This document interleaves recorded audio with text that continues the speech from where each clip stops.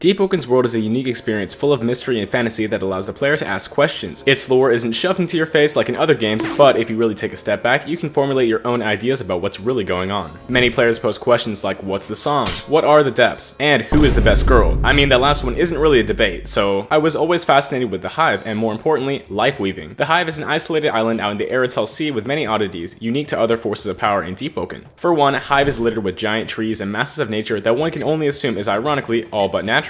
Glowing doors, high-tech mechs, and on-command teleportation are attributes of the Hive that everybody sees as normal. It's not something natural for insects like these to have powers of nature, or more importantly, creation. If we investigate further into Hive's secret lair, the Great Hive Erisel, everything related is inside. If we keep digging, we'll encounter an NPC who introduces the idea of technical application of this magic in his boats. From there, all the player knows about this Hive magic is its name, Lifeweaving. As creation is a large part of Lifeweaving, I'm sure its negative capability is also quite powerful. For an example, let's compare the Hive to Superman. He's good as long as his people are surviving and the world is safe from him, but if something were to control him or go wrong, everybody else suddenly shifts from being in a safe position to being threatened on a global scale. Maybe a better example of this would be Invincible's Omni-Man, who displays this perfectly. He's a Superman type figure who switches up on the world and threatens them all. The Hive is in this position. At least in the overworld, they have a strong impact on the Eastern Luminant that allows them to survive in a world of conflicting interests. So I was thinking, what would happen if Lifeweaving was used for evil? I'm TheRealPunchee, and for my birthday, I've decided to design an event concept for Deepwoken about this idea. My vision I had in mind was maybe creating a terrifying addition to the lore of the base game, or maybe even a Halloween event. With the help of my good friend Natunes, one of my producers Keiji, and feedback from the community, I've done my best to provide you all with a Deepwoken event with lore that I want to create. Inspiration for these ideas stem from media of all sorts. Some video games like The Last of Us, Elden Ring, and who could forget Plants vs. Zombies show us the corruption of man due to natural causes. Everybody knows what a zombie is, an undead creature driven by hunger and nothing else. Personally, I did not want my lore to go this route. What's more scary? Your neighbors down the street end up getting struck by lightning and are reanimated as brain-eating zombies. Or they are controlled by a brain-destroying parasite that corrupts how they see the world. To be honest, both of these scenarios are terrifying, but I wanted my characters to be alive, but not mentally in control of themselves, which I think is much more creepy. The main catalyst for this event is that the Hive are slaves to tradition. Ironically, they're the most animal out of Deepwoken's selection and do many things based on instinct. They have respect for older practices and even create statues to praise their founders. I was thinking perhaps annually, around Halloween or something, the Vesperients would have a festival of Lifeweaving. All is good. They're growing trees to respect their fallen soldiers, giving out flowers, and maybe eating like homegrown watermelon or something. But what happens if something goes wrong? It could be anything. A mistimed ritual, forgetting a casting verse, or something. Something needs to go wrong, causing this Lifeweaving festival to affect the Luminant. Instead of flowers, infectious mushrooms will sprout. Dangerous plants will pop up and ultimately affect the other factions in the world. Here's what I thought would happen if each race reacted differently. The first race I wanted to be affected by Lifeweaving turned bad, or rotweave, would be the Celtorn. With my creative genius, I decided to name these guys the Celtorn because they're being torn apart from the inside. Because they have a green theme going on, I thought that bamboo would be the best thing to extrude from the Celtorn. Bamboo is known to be notoriously sharp and used in history for natural traps and pitfalls, so it was only right to make these characters look like they were in pain. The Celtorn have basically been bullied in Deepwoken, as most of them have been sunken down into the depths. The lore for these guys is that this time they did nothing wrong. Basically, it's a tragic effect of the rot hurting the Celtorn even more, making them wish they were in the depths. This is one of the races that has 100% of its feeling capability, which makes the entire situation more painful. The next race affected would have to be the Khan, or what I've named the Dekhanposed. This is basically as close as we're gonna get to a zombie variant, but I do want to say that they are alive. Dekhanposed have mushrooms and moss growing out of them and are being controlled by these mushrooms. It would be weird for the Legion to not be affected by the rot because they play a large role on Hive Island. I thought it would be really scary for the Khan to be out of control because they do their best to create an army based on strength. It's pretty terrifying if it's switched up. This design was inspired off of animals that allow mushrooms to grow off of themselves, and I went off this sketch from Natunes, which I translated well into 3D. The next race to fall would be the Etrestoma. If you're an anime or manga fan, you'll probably recognize some inspiration. These dudes were directly inspired out of a manga soon to be animated, Hell's Paradise, with its flowery designs. This manga has a bunch of really neat concepts that inspired several of these racial designs. Also, the Demon Slayer corpse leader has some weird disease going on that helped me create what I thought would look like shedding skin on these Etrestoma. I named the Etrestoma the Etrestoma because it reminded me of the Eustoma flower. According to Deepwoken's lore, Etrestoma don't like outsiders and are usually quite racist. I believe that the rot would infect these guys and try to correct their errors in a dark way. Similar to how the Khan liked control, the Etrestoma hate on anyone that isn't them. As a result, I think that these flowers would grow out of their heads and eyes and allow them to see the beauty in the world as it brainwashes them and steals their eyes. Pretty gross. The Canor aren't a negative sort of race, but their entire purpose is loyalty, like a dog. They live for others and not themselves, which seems to be a trait from their animal inspiration. For this reason, I wanted the rot to revert them to their primal forms and have them return to nature. I named these guys Camberfang because Fang has a lot to do with dogs, and Camber was inspired by the cambium, a portion of a tree trunk. The visual changes to these Camberfang have brush and twigs coming out of their heads with a large focus on the facial markings. Basically, instead of being loyal to others, the Canor become loyal to nature, which they are happy to do. No brainwashing polishing required. Also, I wanted to spin the trope of dogs fetching sticks into a dark joke, so that's why there's sticks and twigs coming out of these guys. Next up was Capra. The Capra are supposed to be old vessels of the past, which know a lot about a lot. Again, my naming genius turned Capra into the Caprotten. When designing this race, I took heavy inspiration from the film Donnie Darko. Teeth are pretty creepy to look at, just like Frank's mask from the film. Honestly, base Capra looks goofy as hell because of the giant lower jaw and oval eyes, which I changed. I made a mask with circle eyes, no lower jaw, with some cracks. Also, these guys have X eyes, which I think are very cool. The idea for this race is that the Capra would probably expect this to happen. They're very good at keeping secret information. Their masks were the perfect hiding place for the rot, making it a fun design choice to work around. They would probably throw hands with people who hurt the environment. Really cool sketch here by Natoons. And of course we have the Vesperient, the cause of this entire mess. The name Vesperients was a reference to the tree ants from Lord of the Rings. They've got vines, roots, and soul blooms all bursting out of their beetle masks, creating another layer to hide their faces. In the lore, they're apologetic. Of course, the Lifeweaving Festival wasn't supposed to mess up, so the mass of tangled roots is hiding their face out of guilt. I wanted these flowers to prevent them from speaking, and more importantly, prevent them from apologizing to the others, meaning their punishment would be having to get used to their changed form and those they've hurt. Another reference photo by Natoons. Now, the Gremor is an interesting case. The Gremrotten are variants of the Gremor that have had their mind fully taken from them by the rot. You might be questioning this. Don't the Neve respect the land? They do, but their faith in Neve is blind, forcing them to do bad in order to protect it. Of course, the rot isn't too happy about this and takes their eyes. The Gremrotten have seen some shit, and their lore can either be them relying solely off of Neve's navigation or them being deceived by a corrupt deity. Whatever you think. Now, the Ganodermede are a part of the Hive as well, but I'd like to say they're a little bit different than the Vesperian. The mushroom that inspired the name of the Ganodermede was the Ganoderma. I wanted these intelligence and willpower snails to begin growing several blue caps, which you might think is a good thing. Forcibly learning things is not fun, and it's a painful experience. They began understanding things that others did not, and it eventually fries their brain entirely. It's scary. This idea was inspired off of Cosmos from Chainsaw Man, which has a similar ability of forcing those who annoy her to experience everything everywhere all at once, so they can only say the word Halloween. And the Adrotten, our Adrit variant, which I personally think looks the best. With some mushrooms, missing eyes, and a new facial marking, the Adrit fit right in with the rest. It's safe to assume that those with mushrooms have something growing in their head, so I wouldn't count on these guys being fully aware of what's going on. I don't know 100% of the Adrit's lore, but from what I've seen, they're a mountainous race that has randomly washed up in the Luminate. Of course, it's not really their fault for being thrown in a bad situation, but it is their choice to join the Authority. Many Adrets are a part of the Authority and contribute to the conflict in Hive, making them prime targets for the rot. And Felinor. I usually don't like Felinors because, you know, they're cats, and they're the ideal race for e-girls, but I gave them some love with this. The Feronyan is inspired off the Latin goddess of wildlife, Feronia, with a bit of cat slaying at the end. It's another inspired race from Hell's Paradise where there's a dude who's turning into a tree.